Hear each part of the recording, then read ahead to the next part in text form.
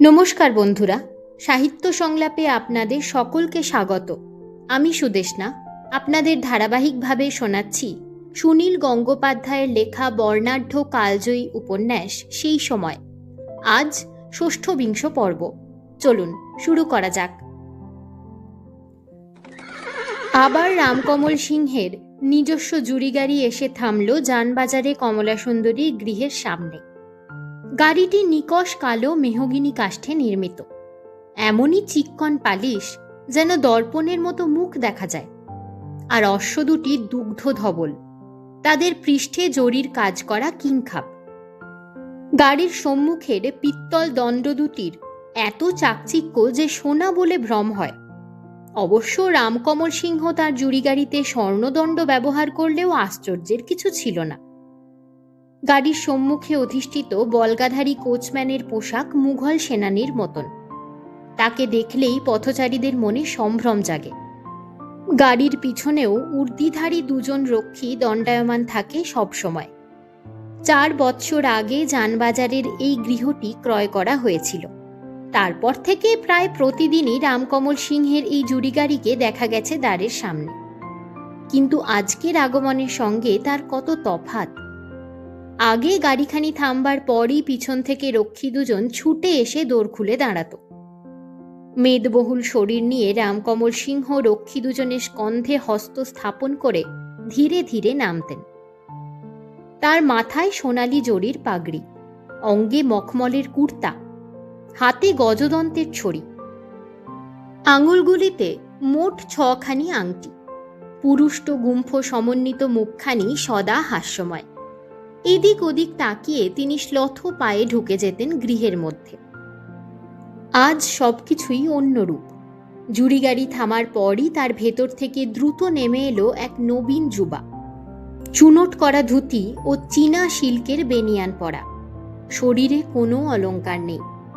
পাছে তাকে কেউ চিনতে ভুল করে তাই কোচম্যান নেমে এসে চিৎকার করতে লাগলো, এই সব হট যাও, হট যাও, বাবুর বড় ছেলে এসেছেন, গড় করো, বাবুর বড় ছেলে। গঙ্গানারায়ণ অন্যদের দিকে ভ্রুক্ষেপ করল না। সে থমকে দাঁড়িয়ে বাইরে থেকে একবার গৃহখানি নিরীক্ষণ করে নিল। গৃহটি দ্বিতল, তবে প্রস্থে অনেকখানি। কক্ষের সংখ্যা অন্তত 12-14টি হবেই। লৌহ ফটকের দুপাশে দুটি নারিকেল বৃক্ষ। গৃহের ডান পাশে ছোট একটি বাগানের মতনও রয়েছে। গঙ্গানারায়ণ কোচম্যানের দিকে তাকিয়ে বলল, তুমি আগে আগে চলো। গঙ্গানারায়ণ 21 বৎসর বয়স্ক যুবা। এই প্রথম সে কোনো রূপোপজীবনীর সঙ্গে সরাসরি কথা বলতে যাচ্ছে। তার মতন বড় বংশের এবং তার বয়সী যুবাদের এইসব প্রমোদ ভবনে গমনাগমন অতি স্বাভাবিক ঘটনা। তার বয়সী অনেক ধনাঢ্য যুবাই নিজ গৃহে এবং নিজ পত্নীর সঙ্গে একই শয্যায় রাত্রি যাপন করা বড় অসম্মানের কাজ মনে করে। সেজন্য অনেকেরই বাঁধা রাঁড় থাকে। এমনকি অনেক ক্ষেত্রে এরকমও দেখা যায় পিতা ও পুত্রের একই পল্লীর বিভিন্ন গৃহে গতায়াত আছে। কিন্তু হিন্দু কলেজের ছাত্ররা এই প্রথা পরিত্যাগ করেছে। গঙ্গানারায়ণের বন্ধুরা প্রায় সকলেই বারাঙ্গনা গমনকে ঘৃণার চক্ষে দেখে। এ বিষয়ে গঙ্গানারায়ণের ঘৃণা যেন আরও প্রবল। সে এসেছে তার পারিবারিক সম্পত্তি উদ্ধার করতে। যে কুলটা স্ত্রীলোকের জন্য তার মা বিম্ববতী এতকাল মনঃকষ্ট পেয়েছেন, সেই স্ত্রীলোকটিকে সে আজই গৃহছাড়া করবে। কোচম্যান ও অন্যান্য অনুচররা হটো হটো বলতে লাগলো। গঙ্গানারায়ণ সিঁড়ি দিয়ে উঠে এলো দ্বিতলে। মজলিস কক্ষটিকে একটু আগেই যেন পরিষ্কার করা হয়েছে। ডুগি তবলা, হারমোনিয়াম, ঘুঙুর সব অদৃশ্য। পরিচ্ছন্ন গালিচার ওপর শুধু একটি মাত্র কৌচ। উপরতলায় কোনো পুরুষ মানুষ নেই।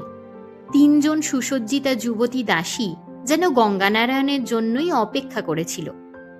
তারা কৃতার্থ ভঙ্গিতে বলল, আজ আমাদের বড় সৌভাগ্য, আপনি নিজে বাড়িতে পায়ের ধুলো দিয়েছেন। তারা গঙ্গানারায়ণের হাত ধরে নিয়ে গিয়ে বসালো সেই কৌচে। একজন হাঁটু গেড়ে বসে গঙ্গানারায়ণের পা থেকে জুতো খুলতে লাগলো। আর একজন দৌড়ে গিয়ে নিয়ে এলো একটি শ্বেতপাথরের গেলাস ভর্তি শরবত। সেটি হাতে নিয়ে গঙ্গানারায়ণের সামনে অপসরার ভঙ্গিতে দাঁড়ালো। বিস্মিত গঙ্গানারায়ণ জিজ্ঞেস করল, এ কি? মেয়েটি ঝলমল হাসিয়ে বলল, আপনি ক্লান্ত হয়েছেন, একটু পেস্তার শরবত আপনার সেবার জন্য। গঙ্গানারায়ণ হাত নেড়ে বলল, না না, আমার প্রয়োজন নেই। অন্য একটি মেয়ে ততক্ষণে নিয়ে এসেছে আলবোলা। তার রূপো বাঁধানো নলটি এগিয়ে দিল প্রাক্তন প্রভুর পুত্রের দিকে। গঙ্গানারায়ণ তাকেও বলল, না না, আমি ধূমপান করি না। তখন তিনটি মেয়েই সমস্বরে বলল, আমরা আপনার দাসী, আপনি হুকুম করুন, আপনার জন্য কি আনব? গঙ্গানারায়ণ প্রথমে খানিকটা বিমূঢ় বোধ করল। নারীদের সঙ্গে সে সব সময় সম্ভ্রমপূর্ণ ব্যবহার করে। তার এ যাবৎ জীবনে সে এমন লজ্জাহীনা রমণী দেখেনি।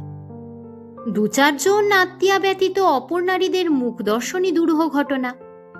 পথে ঘাটে সে নীচ জাতীয় স্ত্রীলোকদের দেখেছে বটে, কিন্তু গঙ্গানারায়ণ তাদের দিকে কখনো ভালো করে দৃষ্টিপাত করেনি। সে বরাবরই লাজুক স্বভাবের, কিন্তু এই স্ত্রীলোকদের এমন সাবলীল নির্লজ্জতা তাকে কাঁপিয়ে দেয়। তার দুই কর্ণমূল উষ্ণ হয়ে ওঠে। সে চক্ষু নত করল। দুটি মেয়ে টিপতে লাগলো গঙ্গানারায়ণের দুই পা, এবং এদের মধ্যে যে বেশি রূপসী সে গঙ্গানারায়ণের কানে তার নরম ওষ্ঠ ছুঁয়ে ফিসফিস করে বলল, আপনার জন্য একটা শ্যাম্পেন খুলব কি? বেশি লজ্জা পেলে মানুষ হঠাৎ রুক্ষ হয়ে ওঠে। গঙ্গানারায়ণ অতিরিক্ত রুক্ষতার সঙ্গে বলল, এসব কি? আপনারা সরে যান, আপনাদের কর্ত্রীকে ডাকুন। একজন রমণী বলল, আমাদের কর্ত্রী তো আসবেন না। আর একজন বলল, আমাদের পছন্দ হলো না। হা দিষ্ট। গঙ্গানারায়ণ এবার সব দুর্বলতা ঝেড়ে ফেলে বলল, কেন, তোমাদের কর্ত্রী আসবেন না কেন? একজন রমণী বলল, আপনি এইছেন শুনেই তিনি ঘরে আগুল দিয়েছেন। আর একজন বলল, তিনি আপনাকে মুখ দেখাবেন না। অন্যজন বলল, আপনি যে তার ছেলের মতন গো। গঙ্গানারায়ণ উঠে দাঁড়িয়ে বলল, আমি তেনার সঙ্গে কাজের কথা বলতে এসেছি, তোমরা সরে যাও। তখন দুই রমণী গঙ্গানারায়ণের দুই হাত ধরে বলল, আহা, রাগ করছেন কেন গো বাবু? বসো বসো, আমরা হলুম গে অবলা, আপনাদের রাগ দেখলে যে আমাদের বুক কাঁপে। তারপর একজন তার উত্তাল বক্ষদ্বয়ের ওপর এক হাত রেখে সুমধুর হাস্যে বলল, এই যে, এই দেখো কেমন বুক কাঁপছে, দেখুন দেখুন, নিজে হাত দিয়ে দেখুন। অন্য একজন বলল, আমরা তোমার রাগ থেকে যদি দাঁত চিরকুটি হয়ে মরে যাই তাহলে আপনার পাপ লাগবে। গঙ্গানারায়ণের মনে হলো সে যেন একটা ফাঁদে পড়েছে। কেন সে এখানে এলো?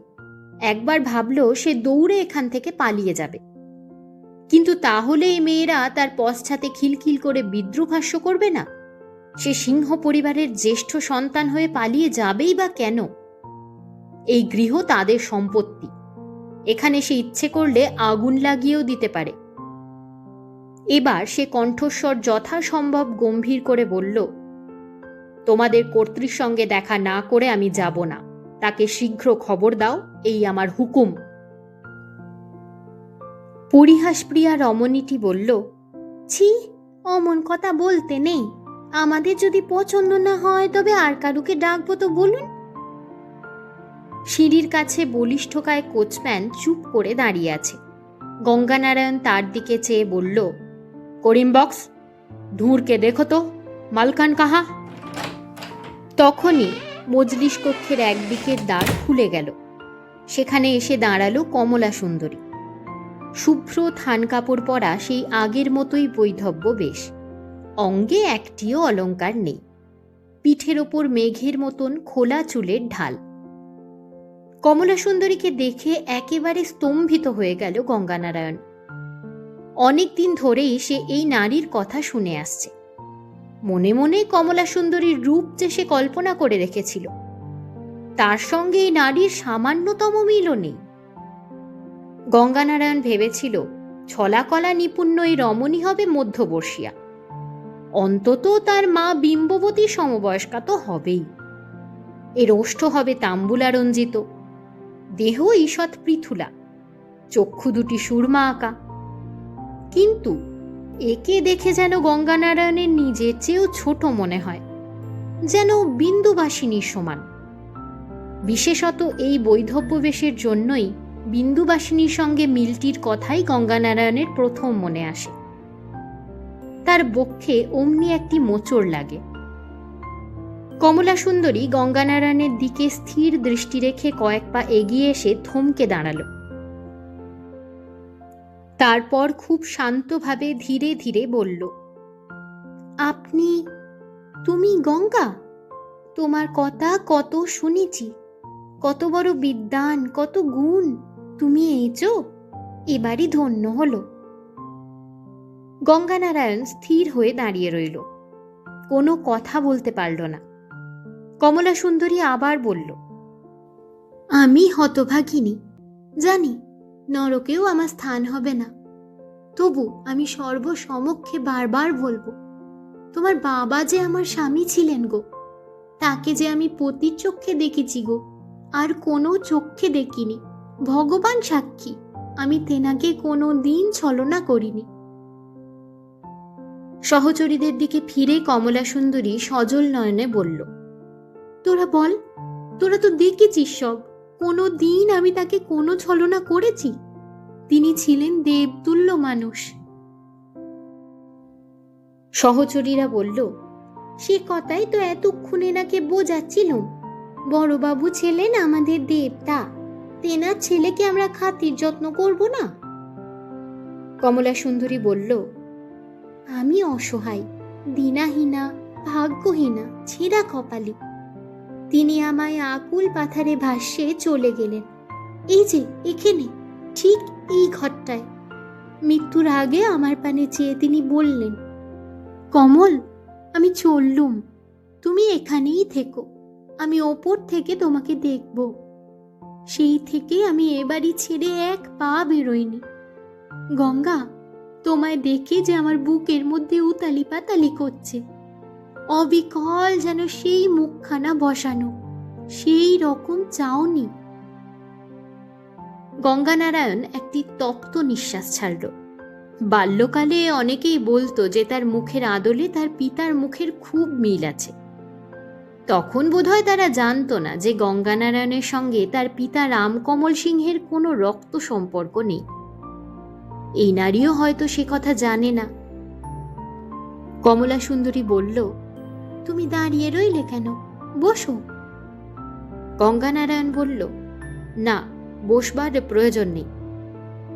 কমলা সুন্দরী বলল, তুমি যে এছো, এই আমাদের কত ভাগ্যি। তোমায় দেখে তবু চক্ষু জুড়ল, যেন তোমার মধ্যে তেনাকে দেখলুম। তিনি এ বাড়িতে শেষ নিঃশ্বাস ফেলেছেন, এ বাড়ি আমার কাশী বৃন্দাবন। আমি আমার শেষ দিনটি পর্যন্ত এখানে থেকে তেনার স্মৃতি পুজো করব। বয়সে প্রায় সমান হলেও কমলা সুন্দরী এমনভাবে কথা বলছে যেন সে কত বড়। এই রমণীর স্মৃতি জুড়ে এখনো রয়েছেন রামকমল। গঙ্গানারায়ণ ওর দিকে চেয়ে থাকলেও তার বেশি করে মনে পড়তে লাগলো বিন্দুবাসিনীর কথা। এই নারীও যেন বিন্দুরই মতন অসহায়। বিন্দুকে একা জোর করে পাঠিয়ে দেওয়া হলো দূর বিদেশে, অথচ বিন্দুর তো কোনো দোষ ছিল না। আর কি কোনোদিন দেখা হবে বিন্দুর সঙ্গে? কমলা সুন্দরী বলল, পাইক বরকন্দাজরা এসে জোর করে টানাটানি করলেও আমি যাব না। আমি এই পুণ্যভূমিতে বিষ খেয়ে মরব। আদালতের প্যাদারা এসে যদি আমার মাথায় লাঠি মেরে রক্তারক্তি করে, তবু আমায় কেউ ঠাঁই নাড়া করতে পারবে না। গঙ্গানারায়ণকে তবু নীরব দেখে কমলা সুন্দরী হঠাৎ থেমে গেল। তারপর কণ্ঠস্বর খুব সহজ করে সে জিজ্ঞেস করল, তুমি কি আমাকে এ বাড়ি থেকে দূর করে দেবার জন্য নিজে এসেছো? তুমি চুপ করে রয়েছ, লজ্জায় সে কথা বলতে পারছ না? বলো, সে কথা বলো। তুমি মুখ ফুটে একবার বললে আমি এই দণ্ডে এক কাপড়ে এই ভিটে ছেড়ে চলে যাব, একবারও পেছন পানে তাকাবো না, আর কোনো দিন তোমরা আমায় দেখতে পাবে না। যদিও এ কথা উচ্চারণ করলে আমার জিভ খসে যাওয়া উচিত, তবু আমি বলবো, গঙ্গা, তুমি আমার ছেলের মতন। তুমি বললে আমি সব শুনতে রাজি আছি। তুমি যদি আমায় আস্থা করে যেতে বলো। গঙ্গানারায়ণ আর নিজেকে স্থির রাখতে পারল না। আবেগ কম্পিত স্বরে বলল, মা, আপনাকে কোথাও যেতে হবে না, আপনি এ বাড়িতেই থাকবেন। কমলা সুন্দরী প্রায় চিৎকার করে উঠল। হাসি কান্না মেশানো সুরে বলল, মা, তুমি আমায় মা বললে? ওগো, আমার মতো মহাপাতকীয় যে উদ্ধার হয়ে গেল। সহচরীদের দিকে তাকিয়ে কমলা সুন্দরী বলল, ওরে, তোরা সব শুনেছিস? মা বলেছে, মা, আমার প্রাণপতির ছেলে আমায় মা বলেছে, আমি ধন্য। কমলা সুন্দরী গঙ্গানারায়ণের হাত জড়িয়ে ধরে কাঁদতে লাগলো তীব্র আনন্দে। গঙ্গানারায়ণ অনভিজ্ঞ, জীবনের কতখানি বা সে দেখেছে। নারীগণের আকস্মিক হাসি বা কান্নার মর্ম সে বিশেষ কিছুই বোঝে না। কমলা সুন্দরীর অঝোর কান্না দেখে তারও চোখে জল এসে যাচ্ছিল। অতি কষ্টে নিজেকে সামলে রেখে সে বলল, আপনি কোনো চিন্তা করবেন না, কেউ আপনাকে এখান থেকে সরাতে পারবে না, আমি কথা দিয়ে যাচ্ছি। পাশের যে ঘরটিতে রামকমল সিংহ শেষ নিঃশ্বাস ত্যাগ করেছিলেন, কমলা সুন্দরী সেই ঘরটিতে গিয়ে কাঁধে আঁচলের খুঁট জড়িয়ে হাঁটু গেড়ে বসে পড়ল। তারপর মেঝেতে কপাল ছুঁয়ে বলল, ওগো, তুমি শুনছ?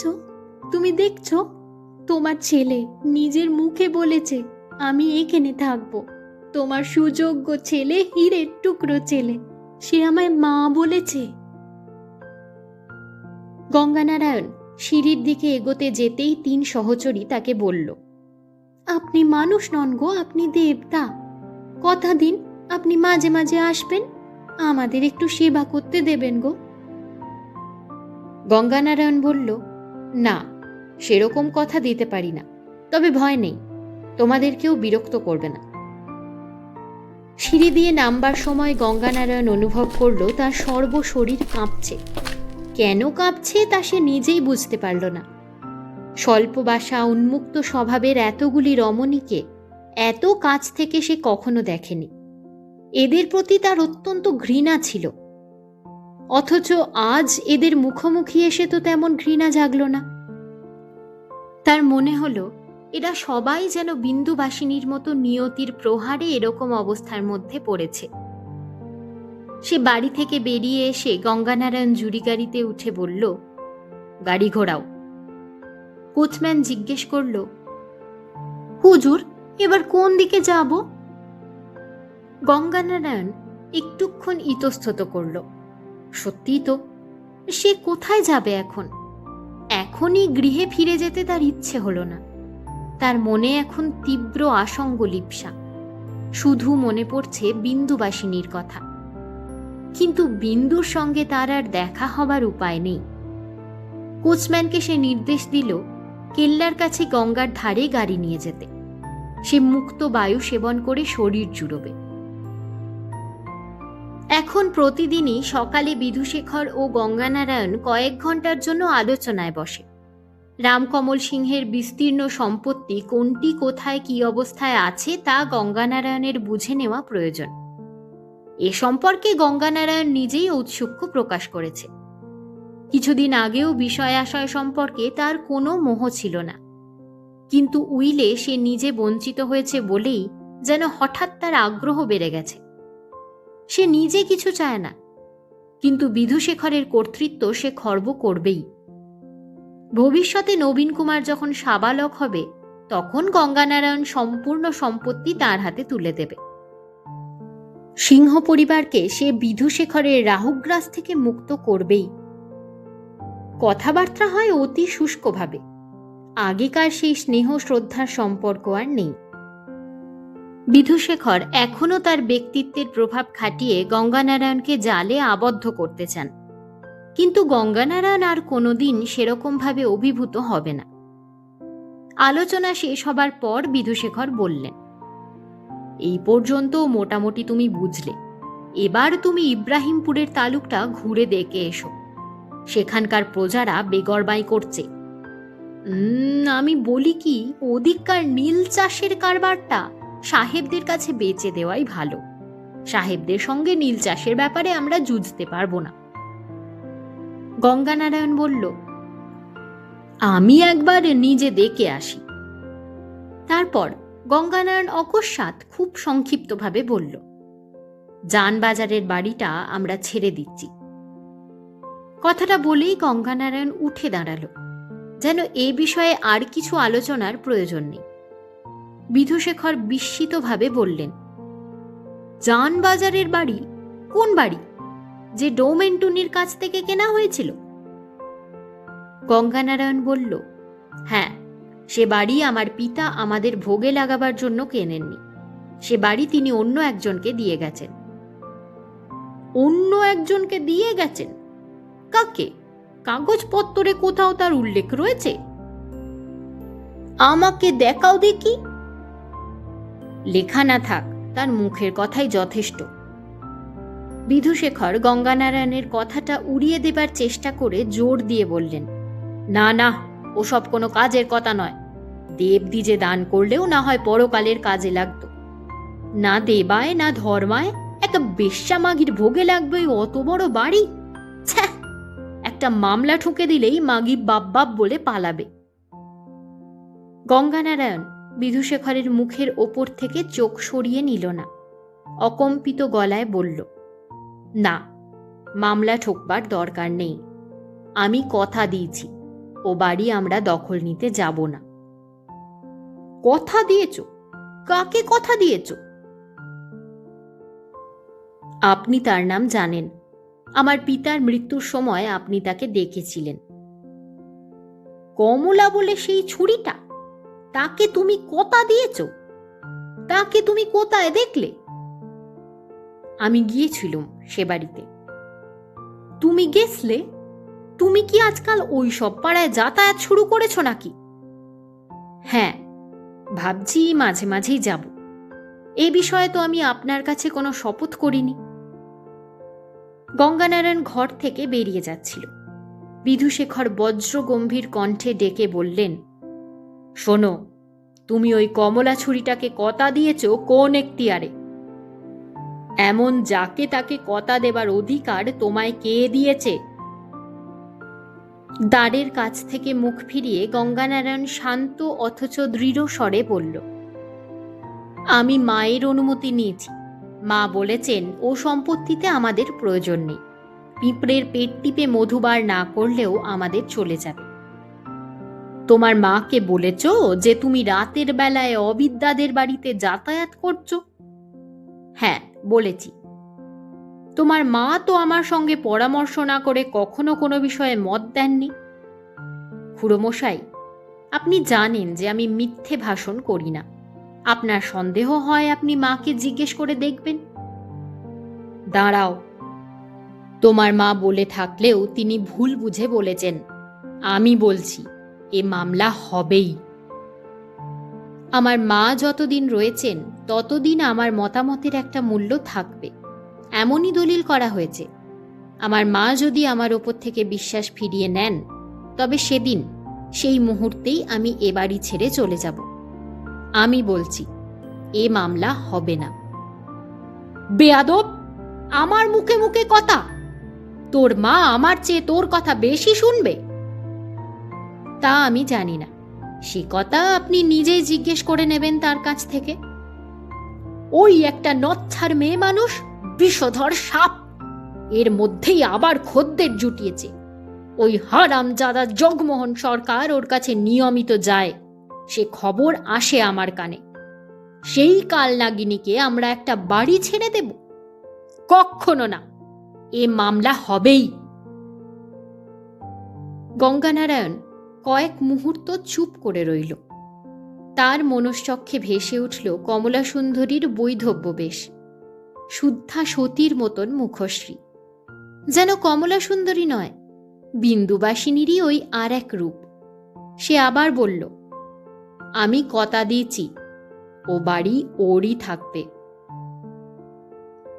আর কোনো মন্তব্য না করে গঙ্গানারায়ণ চলে গেল সেখান থেকে। তার বুকের মধ্যে দারুণ উত্তেজনা। সরাসরি সে এই প্রথম বিধুশেখরের ইচ্ছার বিরুদ্ধতা করল। তবে এই তো সবে শুরু। একটা মোহময় সুখ অনুভব করল সে, যেন সে আজ বিধুশেখরের কাছে বিন্দুবাসিনীর ওপর অত্যাচারেরই শোধ নিল। বৈঠকখানা ঘর থেকে বেরিয়ে এসে গঙ্গানারায়ণ সহিসদের ডেকে গাড়িতে ঘোড়া জুতবার হুকুম দিল। আজ দেবেন্দ্রনাথ ঠাকুরের বাড়িতে ব্রাহ্ম ভক্তরা মিলিত হবে। গঙ্গানারায়ণের বন্ধু রাজনারায়ণ তাকে বিশেষভাবে অনুরোধ করেছে সেখানে যেতে। ব্রাহ্মদের সঙ্গ গঙ্গানারায়ণের ভালো লাগে। একসঙ্গে এত সুন্দর রুচি সম্পন্ন বিদগ্ধ মানুষের সমাবেশ গঙ্গানারায়ণ আর কখনো দেখেনি। রাজনারায়ণ তাকে অনেকবার বুঝিয়েছে ব্রাহ্মধর্ম গ্রহণ করার জন্য।